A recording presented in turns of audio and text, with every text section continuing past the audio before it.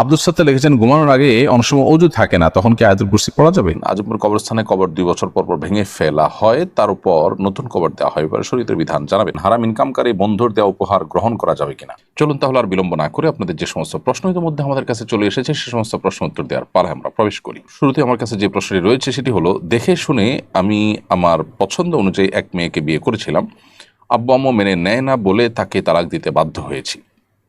এ কারণে কি আমার আত্মীয়তার ছিন্নকারীর গুনাহ হবে?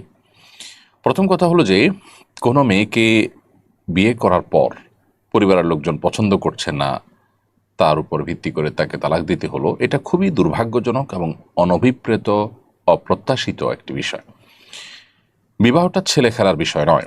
নিছক আবেগের বশে আপনি একজনকে বিবাহ করলেন, আপনার পরিবারের কনসার্ন, আপনাদের পরিবারের মতামত আপনি নিলেন না, এবং পরিবারের চাপ কতটা আসতে পারে, আসলে সেটা আপনি সামলানোর কতটা ক্ষমতা আছে বা তাদেরকে কতটা কনভিন্স করার মতো সুযোগ আপনার হাতে আছে, সে বিষয়গুলোকে বিবেচনায় না রেখে নিছক আবেগের বশে একটা মেয়েকে বিয়ে করার পর যখন আপনি তাকে তালাক দিতে হলো আপনার বাবা মার কথায় বা পরিবারের লোকদের কথায়, তখন সে মেয়েটার উপর এটা কত বড় জুলুম হয় এবং তার উপর কত বড় অবিচার হয় সেটা বলার অপেক্ষা রাখে না। বিধায় এই বিষয়টা অত্যন্ত সেন্সিটিভ এবং অত্যন্ত স্পর্শকাতর, মানুষের অধিকারের ব্যাপার, মানুষের হকের ব্যাপার, একটা মানুষকে ক্ষতিগ্রস্ত করার মতো ইস্যু।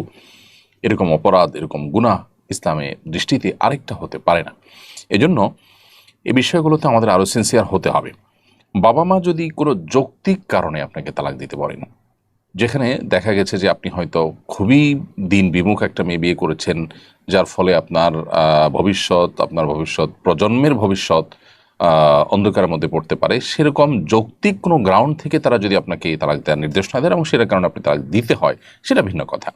আর তা না হলে নিছক আপনার ঠুনকো অজুহাতের ভিত্তিতে বা তাদের অমতে কেন করেছেন সেজন্য, অথবা অন্য কোনো আপনার ঠুনকো অজুহাতের কারণে যদি আপনি তাকে তালাক দেন, তাহলে সেটা হবে অন্যায়। সেটা আরেকটা গুরুত্বপূর্ণ বিষয়। যৌক্তিক কারণে দিলে তো ঠিক আছে। এর পাশাপাশি আত্মীয়তার ছিন্ন করার যে বিষয়টা আপনার মূল প্রশ্ন, সেটি অবশ্য এখানে কার্যকর হবে না। কারণ রক্ত সম্পর্কেও আত্মীয় যারা আছেন তাদের সাথে সম্পর্ক ছিন্ন করার ব্যাপারে শরীয়ত আমাদেরকে গুরুত্ব আরোপ করেছে এবং সেখানে সম্পর্ক ছিন্ন করাটা হারাম। কারোর সাথে বিবাহ বন্ধনে আবদ্ধ হয়েছেন, তার সঙ্গে যৌক্তিক কারণে, শরিয়া গ্রাহ্য কারণে যদি তালাক বা বিচ্ছেদে যেতে হয়, তাহলে এটাও তো এক প্রকার আত্মীয়তার সম্পর্ক ছিন্ন করা। শরীয়ত এটাকে তো অনুমোদন করেছে। ইসলামে তো তালাক নিষিদ্ধ নয়। অতএব বোঝা গেল যে এটা আত্মীয়তার সম্পর্ক ছিন্ন হিসাবে গণ্য হবে না।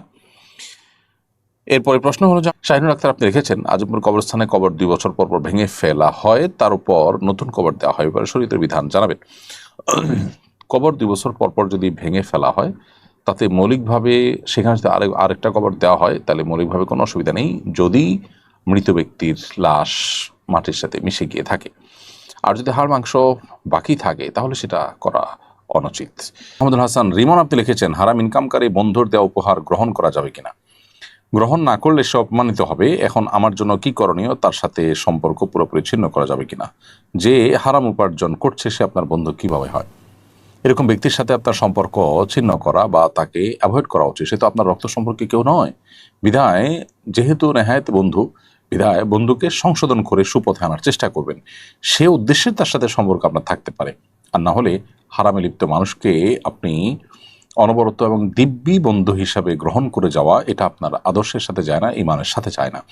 এরপরে যদি সে হারাম কিছু দিয়ে থাকে, বিনয়ের সাথে তাকে আপনি বোঝাবেন এবং আপনার অপারগতার কারণও আপনি তাকে ব্যাখ্যা করে এক রকমের দাওয়া তার সামনে নিবেদন করবেন।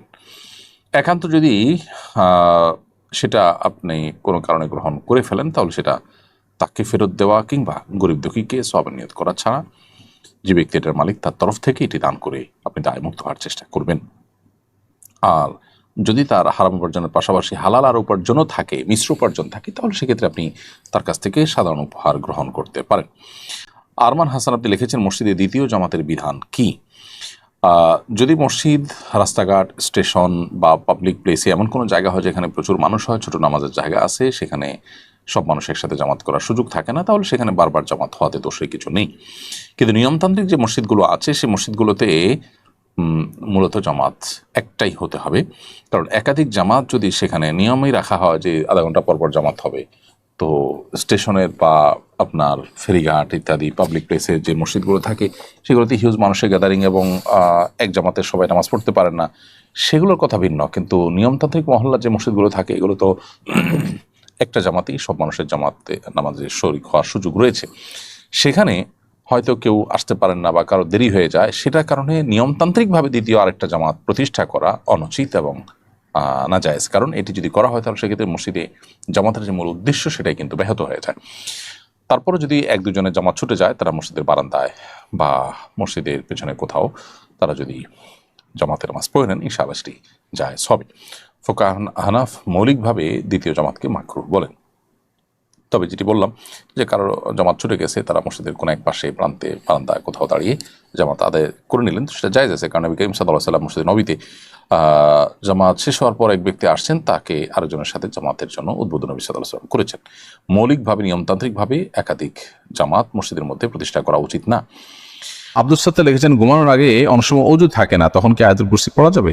অবশ্যই পড়া যাবে। আয়াতুল কুরসি পড়ার জন্য অজু করা জরুরি না, মুখস্থ তেলাওয়াত করতে হলে অজু আবশ্যক না, বিধে আপনি অবশ্যই ঘুমানোর আগে অজু না থাকলে আয়াতুল কুরসি কেন 3 কুল কোরআন কারীমের ওদন সূরাও আপনি পাঠ করতে পারবেন।